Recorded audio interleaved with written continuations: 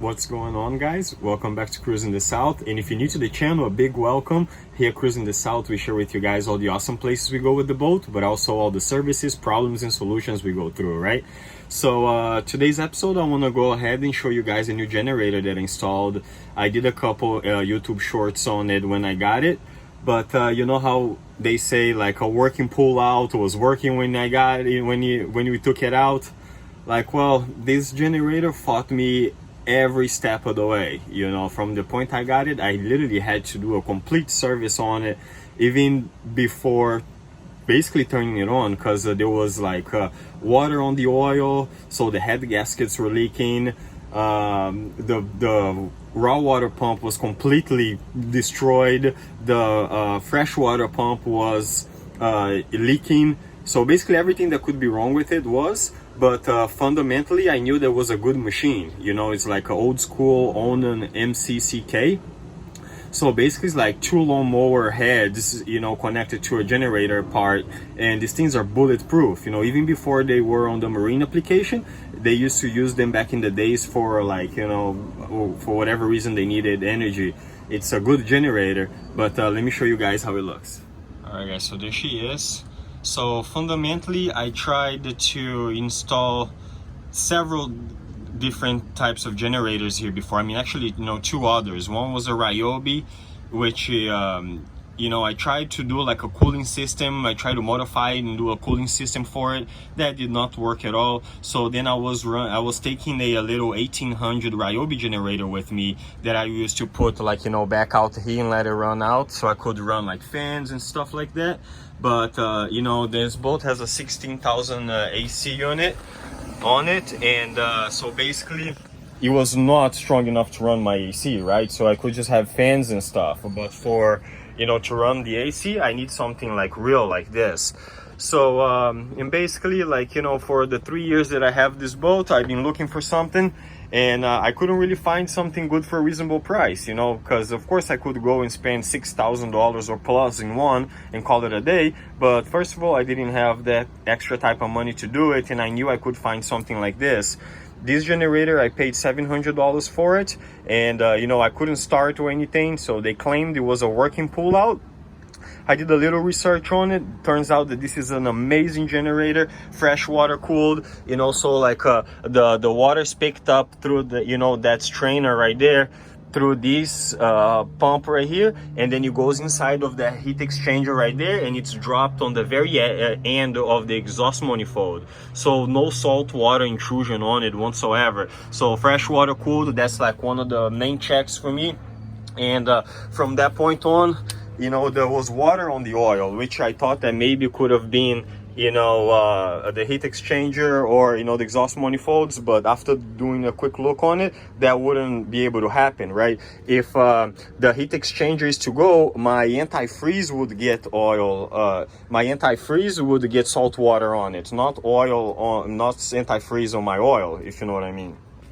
So from there on, I had to take the heads out, which turned out to be quite simple. Like, these are the heads right here. So you take these bolts out. From this point on, you know, you have straight access to the cylinder head. And one thing that was wrong with it too, she would not turn it off, right? I could press off, she wouldn't turn it off. So what I did is I bought 3 of these relays, because there's 3 of them. There's another 2 down there, I don't know if you can see. So I went ahead and I switched all the relays out. So if you need help with that, I can send you the exactly ones that I got. They're pretty standard, so like automotive 5-pin relays, you know. So from that point on, you know, I started her on the truck. Everything was okay. But then after I installed it, this thing was surging like crazy, right? She was going like whoom, whoom, whoom, like she was hunting is what they call it. Turns out that this thing has 2 carburetor adjustment screws, one right there and one on the very back right there. 2 of them, one for idle and one for you know, under load. And it's super sensitive, man. Once you put the load on it, or if it's on idle, the idle one, you go and you tweak that screw, and you can clearly like notice the, you know, how she starts, you know, hunting more, or, you know, and hunting less. So you just find, you know, the middle point where it runs best, and boom, she runs like a top, you know. But these are all things that you can find online. I had to, you know, learn it by doing it, you know. And then so like I replaced, I took this water pump here, which is the longer one. And if you need more help with that too, just ask me. I'll help as much as I can. These ones just pop out the back, and it's a rubber impeller, okay, for the raw water. Now for the other pump, which is that one right there, which is for the coolant pump, you can't use a rubber impeller, right? Because I guess it's something on the antifreeze that will eat it. I don't know, I read that somewhere on the why the pumps are different. So that pump is a metal impeller, right? Like I think a copper one. So that pump was leaking, and this is like great information, man. So like this pump was leaking through the breather hole right on the middle right here, because this pump actually comes apart. You know, there's that bolt right there. So like if you take that bolt out, there's a seam right here. This whole thing would just like come separate into pieces. But you can also service just the back impeller right there. And that back impeller pretty much it's screwed on, you know. It's like counter rotated, so like it's rotated to the wrong direction that the impeller, that the shaft runs. So as it's running, is actually tying that impeller more and more, right? So like what you do is you put the vice grips to it, and you turn it, you know, and you know, anti-clockwise. And then from that point on, you take it off, and there is a little spring mechanism that holds, you know, a seal into the impeller. So that's what makes that seal. So my spring got caught back because it had crud in there. So I just took it apart, cleaned it really good, put it back together, and the leak was gone. So that was cheap. And after doing the new head gaskets, everything worked fine, no problems there. And I still have to run it to my regular fuel tank, which sits all the way back there. But I'm still trying to figure it out something, because you need at least a quarter of a tank to run the generator, right? So that means I gotta have at least 25 gallons of fuel on each tank. And so if I want to just go to the sandbar here real quick and I have a quarter of a tank, I have to go worry about fuel. So I kind of want to bring either the thing down, you know, the pickup down, or figure out an alternative fuel system for here, a fuel tank. You know, right now I have the tank of my pontoon put it right there, but that's just for me to install it and make it run good. And then I got to run a proper fuel system, you know, to there with a shut off system and what's not. So I'm still working on that. But all in all, this thing is like so sweet. Let's start it on. And she is like completely cold. See the exhaust manifold? I have not started her yet, and because you see her surging when she first starts, she surges to calibrate itself, right, with the governor arm right there. So let's turn her on. I already had left the power on. I have fuel in there, so the button is over here. Let's give it a crank and see how she starts. Nice. See, like now the governor arm is gonna warm her up.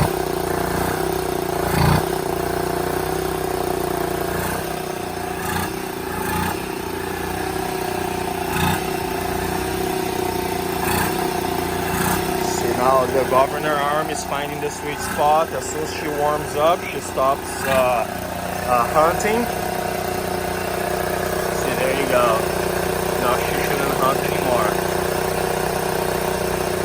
Warmed up. Both of the pumps running fine. Also, something that I read on the thread is like you want to have the belt tight, just enough to be able to run the pumps and not slip, but also as loose as possible, you know, so if you want to be on the loose side. So look at this thing, man. First crank, boom, she's running beautifully. You know, just like if you have the same setup as me, be careful with the exhaust manifold, because that gets extremely hot, you know. But other than that, the heads run at 160, and this thing's super quiet. Let me cover it up so you can see. Once I cover her, it's like super quiet. 1 second, let me put her there. cover this up, huh?